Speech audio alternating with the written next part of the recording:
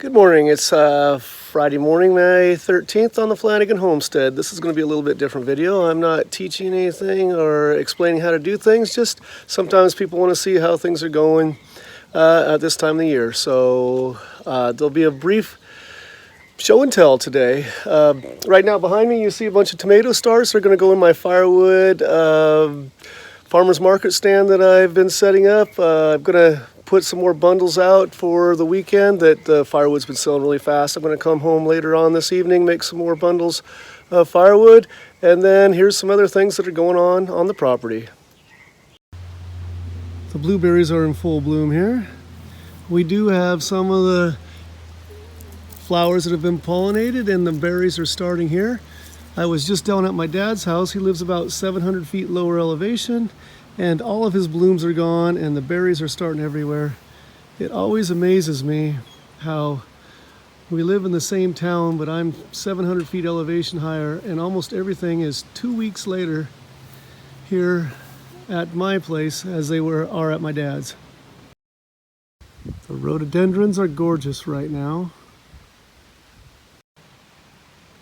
My quinault ever-bearing strawberries have a good start, and more to come later.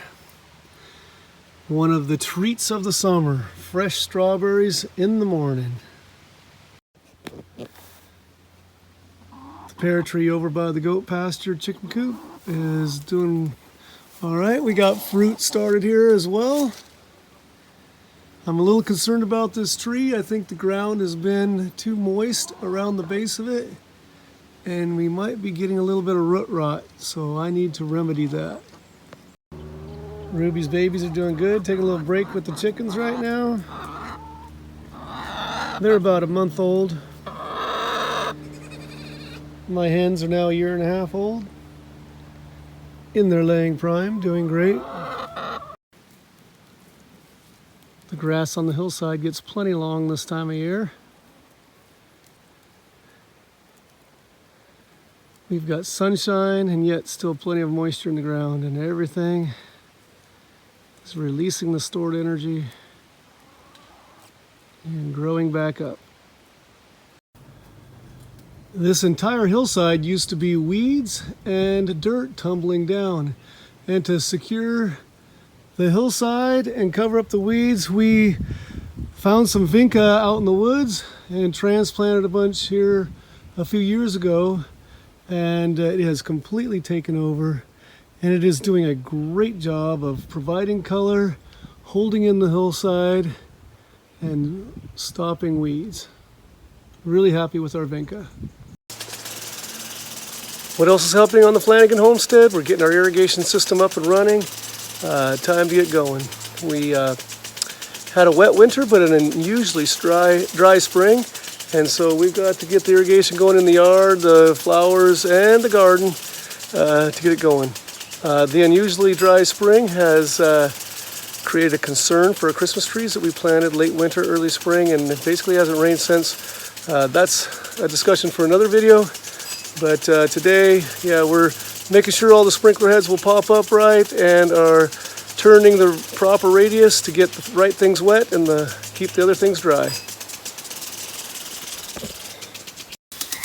Got the irrigation system going for this garden. I put it on this high riser because we've put these retaining walls in to create terrace garden spaces here, and it gets everything over here. Please forgive the beets that were left over from last year. But we've just got things just now getting planted. We're a little late in our planting this year. We've been really busy. But there's blueberries up top there. Strawberries here. We've got carrots and beets and peas and lots of other things started, but late start this year for our garden. Good to see some plums started on the tree. They're really small right now. We're a little concerned. This was another one of those winters where it was really warm all winter long, and the trees bloomed out real early, and then we had a snowstorm when the blooms are on. A lot of times when this happens, we don't get much fruit, and it's not really packed in, but we will have fruit. Some of these did not get pollinated and are just dead and are going to fall off, but these deep dark green ones are going to grow. These yellow ones, sorry, See you later. Here's our other shiro plum tree. It seems to be a little thicker with the plums. The 400 trout fingerlings we bought a month and a half ago are about 3 inches now. And the ones from years past are anywhere from 16 to 20 inches.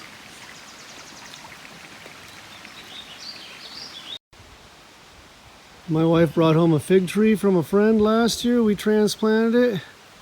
It did well last year, and it seems to be liking where it's at, bringing on some more fruit. Thanks for joining us for just a quick walk around the property to see what's going on in mid-May.